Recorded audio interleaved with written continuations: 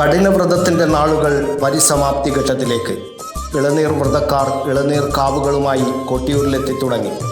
കൊട്ടിയൂരിലെ വൈശാഖ മഹോത്സവത്തിന് നാൾ കുറിക്കുന്ന മേടമാസത്തിലെ വിശാഖം നാളിലെ പ്രക്കൂഴം മുതൽ വ്രതം തുടങ്ങുന്ന ഇളനീർ വ്രതക്കാർ ഇടവത്തിലെ ചോതി നാളിലെ നെയ്യാട്ടം മുതൽ ഇളനീർ മഠങ്ങളിൽ പ്രവേശിക്കുന്നു.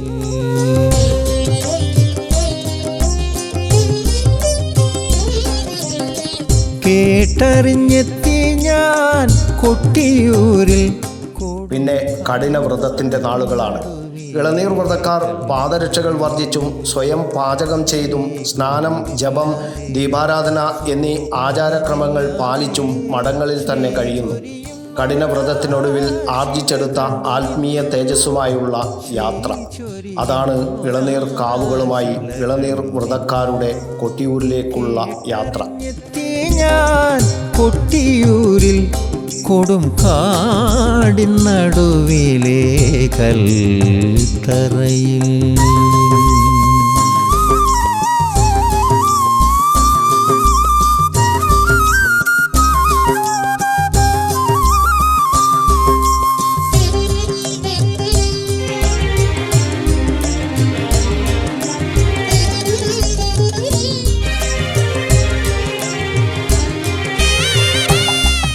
ഒരേ ഒരു ലക്ഷ്യം, തങ്ങളുടെ ആത്മസമർപ്പണത്തിൻ്റെ ഇളനീരുകൾ ഭഗവാന്റെ സ്വയംഭൂവിൽ അഭിഷേകം ചെയ്യുക എന്നത് മാത്രം.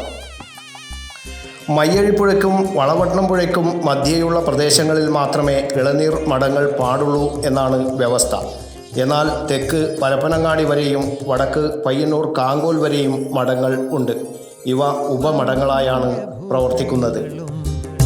അഷ്ടവസുക്കളും പഞ്ചാക്ഷരി മന്ത്രമോതും തിരുമുമ്പിൽ പഞ്ചഭൂതങ്ങളും. അഷ്ടവസുക്കളും പഞ്ചാക്ഷരി മന്ത്രമോതും തിരുമുമ്പിൽ വന്നങ്ങണ. മയ്യഴിപ്പുഴയ്ക്കും വളവട്ടണം പുഴയ്ക്കും മധ്യേ 96 കഞ്ഞിപ്പുരകളാണുള്ളത്. ഇതിനു പുറമെ 140 ഉപമഠങ്ങളുമുണ്ട്. നെയ്യാട്ടം കഴിഞ്ഞാൽ ഇളനീർ വ്രതക്കാർ കഞ്ഞിപ്പുരകളിൽ നിന്ന് പെരുമാൾ സങ്കേതങ്ങളായ കഞ്ഞിപ്പുരകളിലേക്ക് മാറും. ഇവർക്ക് വെള്ളമുണ്ടും തോർത്തുമാണ് വേഷം. ഭക്ഷണ രീതിയിലും വ്യത്യസ്തതയുണ്ട്. കഞ്ഞിയും ഒപ്പം ചക്കയും ചെറുപയറും ചേർത്ത പുഴുക്ക്, രാത്രിയിൽ ചോറും വെള്ളരിക്കക്കറിയും ആണ് കഴിക്കുന്നത്. ഭക്ഷണം കഴിക്കുന്നതിലും സവിശേഷതകളുണ്ട്. കുളിച്ച് ഈറനോടെ മാത്രമേ ഭക്ഷണം കഴിക്കാൻ പാടുള്ളൂ. കഴിക്കാൻ പാത്രങ്ങൾ ഉപയോഗിക്കാൻ പാടില്ല. വാഴത്തടയ്ക്ക് മുകളിൽ ഇല വെച്ച് അതിൽ കഞ്ഞി ഒഴിച്ച് പ്ലാവില കൂട്ടി കോരിക്കുടിക്കുകയാണ് ചെയ്യുന്നത്.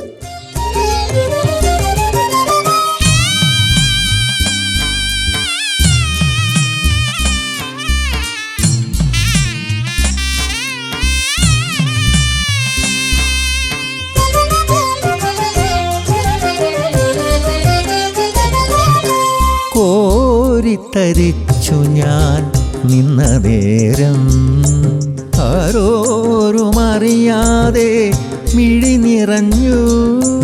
കോരിത്തരിച്ചു ഞാൻ നിന്ന നേരം. നെയ്യാട്ടം കഴിഞ്ഞാൽ കഞ്ഞിപ്പുരകൾ തീർത്ഥാടന കേന്ദ്രങ്ങളാണ്. ഇളനീർ വ്രതക്കാർ നൽകുന്ന കഞ്ഞി കുടിക്കാൻ ഓരോ കഞ്ഞിപ്പുരകളിലും 100 കണക്കിന് ആളുകൾ എത്തുന്നു.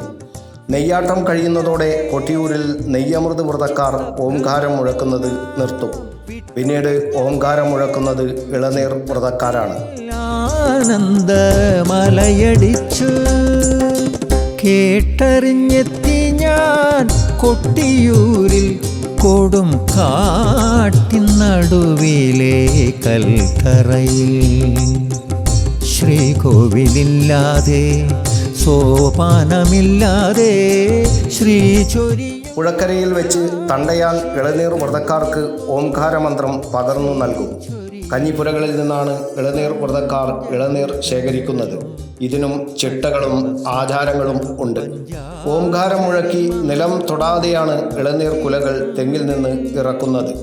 ഇളനീരുകൾ പനന്തണ്ടിൽ തെങ്ങോലയുടെ പാന്തം കൊണ്ട് കെട്ടിയാണ് കാവുകളാക്കുന്നത്. ഒരു കാവിൽ 6 ഇളനീരുകളാണ് ഉണ്ടാവുക. ഹൃദയത്തോട് ചേർന്ന് ഇളനീരും അതിനൊപ്പം ഓംകാര മന്ത്രവും ചേരുമ്പോൾ ആത്മീയ തേജസ് ഉണരുമെന്നാണ് വിശ്വാസം. ഞാൻ എൻ്റെ ദേവ പന്നഭൂഷണ ഗംഗാധര. കേട്ടറിഞ്ഞെത്തി ഞാൻ കൊട്ടിയൂരിൽ കൊടും കാട്ടിൻ നടുവിലെ കൽത്തറയിൽ. ഓരോ കഞ്ഞിപ്പുരകളിൽ നിന്നും കാറ്റും മഴയും വെയിലും വകവെക്കാതെ നഗ്നപാതരായി ആത്മസമർപ്പണത്തിൻ്റെ ഇളനീരുമായി ആയിരക്കണക്കിന് ആളുകളാണ് ഇളനീർ സമർപ്പണ നാളിൽ കൊട്ടിയൂരിലെത്തുക.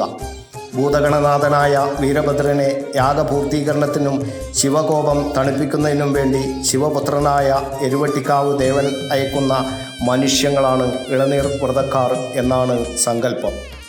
മലബാറിലെ തീയ സമുദായക്കാർക്കാണ് കൊട്ടിയൂർ വൈശാഖ മഹോത്സവത്തിന് ഇളനീർ കൊണ്ടുവരാനുള്ള അവകാശം.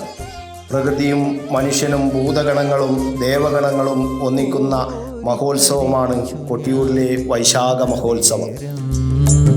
ആരോരുമറിയാതെ മിഴി നിറഞ്ഞു കോരിത്തരിച്ചു ഞാൻ നിന്ന നേരം. ആരോരുമറിയാതെ മിഴി നിറഞ്ഞു ചിത്തഭ്രമമെല്ലാം. പ്രകൃതിയുടെ വരദാനമാണ് ഇളനീർ.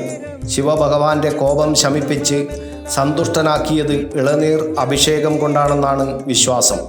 ഇവിടെ ഭക്തിയും പ്രകൃതിയും പരസ്പരം പൂരകങ്ങളാകുന്നു. ഈശ്വരീയത പ്രകൃതി തന്നെ. പ്രകൃതിയെ നെഞ്ചോട് ചേർത്ത് നടത്തുന്ന വൈശാഖ മഹോത്സവം അതുകൊണ്ട് തന്നെ സമാനതകളില്ലാത്ത ഉത്സവമായി മാറുന്നു. ശ്രീകോവിലില്ലാതെ സോപാനമില്ലാതെ ശ്രീ ചൊരിയുന്നൊരാശില കണ്ടു നിന്നു. ശ്രീ ചൊരിയുന്നൊരാശില കണ്ടു നിന്നു.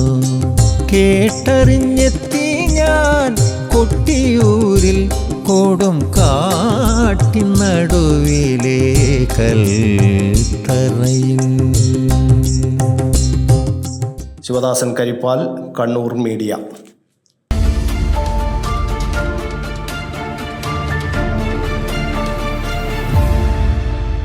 ശരി പറയും, എന്താ ഇങ്ങനെ പ്ലാൻ? കിച്ചൺ വർക്സും ഇന്റീരിയർ വർക്സും നമുക്ക് നല്ലൊരു ടീമിനെ ഏൽപ്പിക്കണം. പിന്നെ ഫർണിച്ചർ സുനിതയിൽ എടുക്കാം.